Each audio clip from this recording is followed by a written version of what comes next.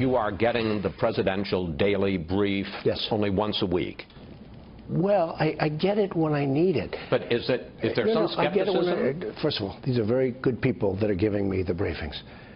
And I say, if something should change from this point, immediately call me. I'm available on 1 minute's notice. All right. Many in the press in full-fledged panic mode over President-elect Trump's decision to accept intelligence reports maybe once a week on a need-to-know basis. How quick they forget in some cases that President Obama did kind of the same thing. Here to react is editor-in-chief of the Daily Caller, News Foundation, Christopher Bedford. Christopher, first off, your reaction to Donald Trump's statement.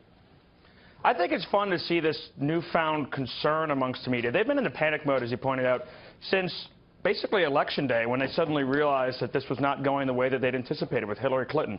And now they're really worried about Donald Trump's relationship with the CIA. They're saying that this kind of thing leads to mistrust between the president and his intelligence agents, and they're very worried about that. But President Barack Obama, when he came into office, his deputies they'd called waterboarding torture, which is a war crime. His deputies, like Attorney General Eric Holder, had called for prosecutions of CIA agents. That is actually coming in with a bad relationship with the CIA. So far, Donald Trump and the CIA's relationship, I don't think it's going to be a serious issue, and I think the press is overblowing this dramatically. Right. So here's some of the headlines. On CBS, they wrote, Donald Trump on less frequent intelligence briefings, quote, I get it when I need it. Huffington Post says Trump says he doesn't need intelligence briefing because he's a smart business insider. Trump says I'm a smart person, don't need intelligence briefings every single day. Now, in particular, every president's got his own set of challenges judged by the time. Like, how did Bill Clinton like it?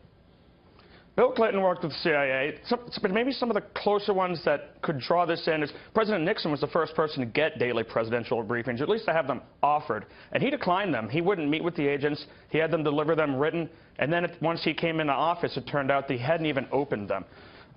Jimmy Carter had a terrible relationship with the CIA, of course, and as we saw America on retreat in foreign policy, and Hillary Clinton had a really terrible relationship with intel agents, over blaming them for Benghazi, over her poor security clearances.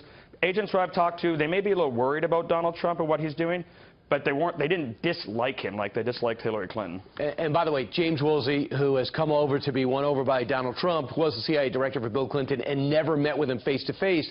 But George W. Bush, after 9/11, would meet with the CIA and FBI representatives every single morning before anything got to anywhere else, because Mike Morrell did the personal briefings.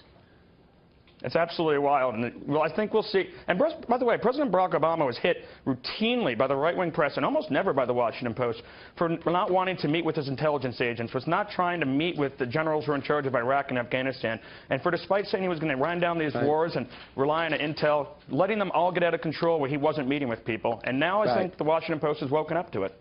Yeah, I'm sensing a double standard, but I'm not going to jump to conclusions. Chris Bedford, thanks so much. Thank you. All right.